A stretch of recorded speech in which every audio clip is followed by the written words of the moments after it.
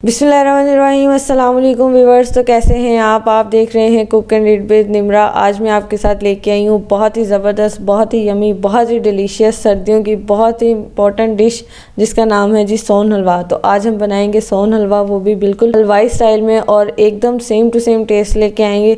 तो चलें जी रेसिपी करते हैं स्टार्ट। रेसिपी स्टार्ट करने से पहले अगर आप मेरे चैनल पर न्यू हैं तो मेरे चैनल को ज़रूर सब्सक्राइब कर दें, बेल आइकन के बटन को प्रेस कर दें ताकि आने वाली लेटेस्ट वीडियोज़ के नोटिफिकेशन आपको टाइम पे मिल सके।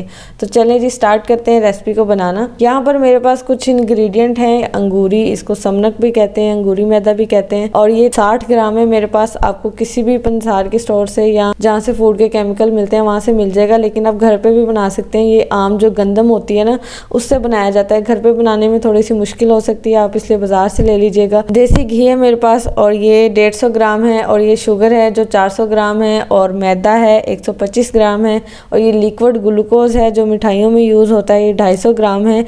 और यहाँ मेरे पास है टाटरी। और सबसे पहले हम एक बर्तन ले लेंगे, उसमें मैदा शामिल कर देंगे और समनक शामिल कर देंगे। और यहाँ पर 1 लीटर मेरे पास पानी है, लेकिन 1 लीटर इसमें पूरा नहीं जाएगा। हमने इसका पेस्ट बनाना है और ज़्यादा पतला भी नहीं करना और ज़्यादा गाढ़ा भी नहीं करना, इस टाइप का पेस्ट होना चाहिए। और ये तकरीबन 700 ग्राम डला है पानी, और 300 ग्राम तक भी है मेरे पास, यानी कि 3 गिलास पानी मैंने इसमें ऐड कर दिया है। और पानी ऐड कर देंगे और इसको मीडियम फ्लेम पे पकने के लिए रख देंगे। इसमें 2 से 3 बातें हैं जिनको आपको माइंड में रखना बहुत ज़रूरी है, वो मैं एंड पे चल के आपको बताऊंगी, इसलिए आपने वीडियो को कंप्लीट देखना है, वीडियो को स्किप नहीं करना, वरना आपकी कोई ना कोई मिस्टेक हो सकती है। यहाँ पर हमने इसको अच्छे से बॉयल दिलवाना है और इसको पकाते जाना है। और एक चीज़ आपने ध्यान रखनी है, आपने इसका चम्मच नहीं छोड़ना, चम्मच इसको हिलाते जाना है, इसको नीचे नहीं लगने देना जी। तो इस लेवल पे आके आपको लगेगा कि जो हमारा पेस्ट है वो ख़राब हो गया है, क्योंकि ये थोड़ा सा थिक हो जाता है, लेकिन ऐसा बिल्कुल नहीं है। अभी ये थिक हो रहा है, उसके बाद ये फिर से पतला हो जाएगा। यही इसकी कंसिस्टेंसी रहती है, इसलिए आपने इसमें चम्मच हिलाते जाना है, चम्मच इसको नहीं छोड़ना, वरना ये नीचे भी लग सकता है। चम्मच आपने कंटिन्यूसली इसमें हिलाते जाना है। और देखें इस लेवल पे आके जो समनक है वो अच्छे से भून गई हुई है, और इस तरीके से थोड़ी सी गाढ़ी सी हो गई है, और इसका कलर भी चेंज हो गया है। यहाँ पर हम इसमें मिल्क ऐड कर देंगे, और मेरे पास ये फुल फैट मिल्क है, और 2 लीटर हम इसमें मिल्क ऐड करेंगे। आपने कोशिश करनी है मलाई वाला दूध हो, उसी से अच्छा बनेगा। अगर मलाई उतार के बनाएंगे तो अच्छा नहीं बनता।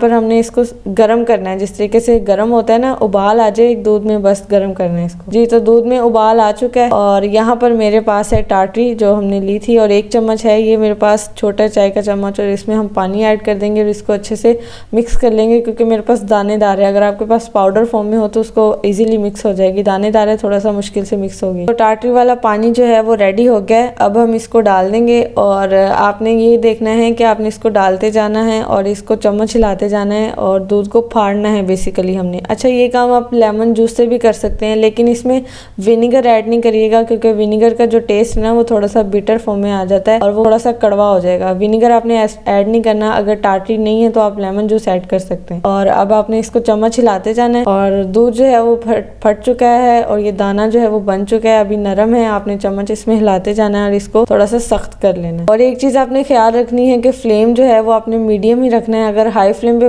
बनाएंगे तो वो जल सकता है, और अगर लो फ्लेम पे बनाएंगे तो टाइम ज़्यादा लग सकता है, इसलिए अपने मीडियम टू लो फ्लेम ही रखनी है। यहाँ पर जी हाफ दूध जो है वो तकरीबन ख़त्म हो चुका है, और देखें जी अच्छे से इसकी मैं भुनाई कर रही हूँ। और यहाँ पर देखें इसका कलर नहीं आया, क्योंकि हम कम क्वांटिटी में बना रहे हैं तो हम इसमें फूड कलर ज़रूर ऐड करेंगे।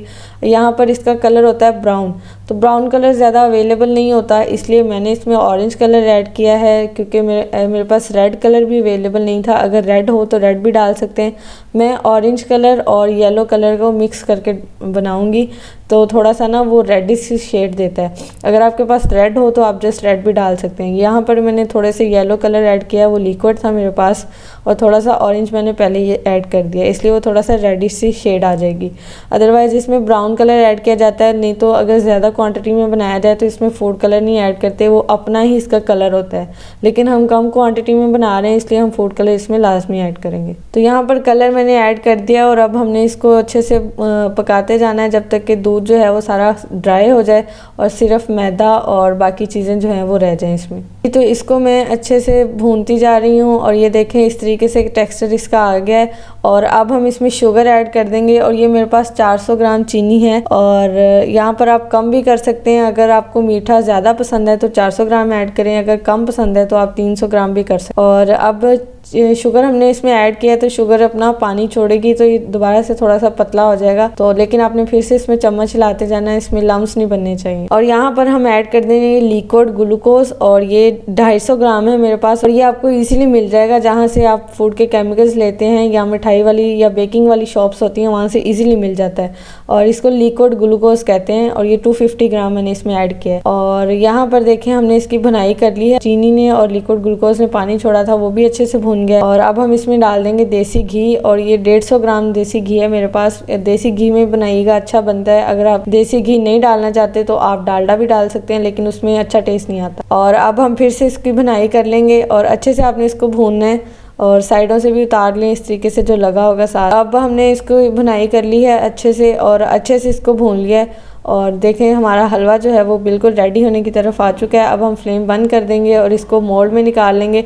मोल्ड में निकालने से पहले आपने इस तरीके से पेपर लाजमी लगा लेना है। जिस भी सांचे में आप निकालना चाहें उसमें लाजमी पेपर लगा लें, पेपर नहीं लगाएंगे ना तो ये ख़राब हो जाएगा। और यहाँ पर अब हम इसको निकाल देंगे और अच्छे से हम इसको सेट कर लेंगे। टैप कर लेना है आपने अच्छे से, हर कोने में अच्छे तरीके से चला जाए। और एक चीज़ का ध्यान रखना है कि आपने फ़ौरन से इसको डीमोल्ड नहीं करना, आपने इसको सेट होने देना है कम से कम 4 से 5 घंटे या फिर ओवरनाइट भी छोड़ दें तो और भी ज़्यादा बेहतर है जी। तो इसको देखें पड़े हुए 4 से 5 घंटे हो गए हैं और ये अच्छे से सेट हो गया हुआ है। अब हम इसको डीमोल्ड कर लेते हैं। और देखिए पेपर लगाया था, पेपर लगाने की वजह से बहुत इजी से निकल आया। अगर पेपर नहीं लगाते तो इसको मुश्किल होता है थोड़ा सा निकालना। तो अब हम इसका पेपर उतार लिया है और इसकी कटिंग करते हैं।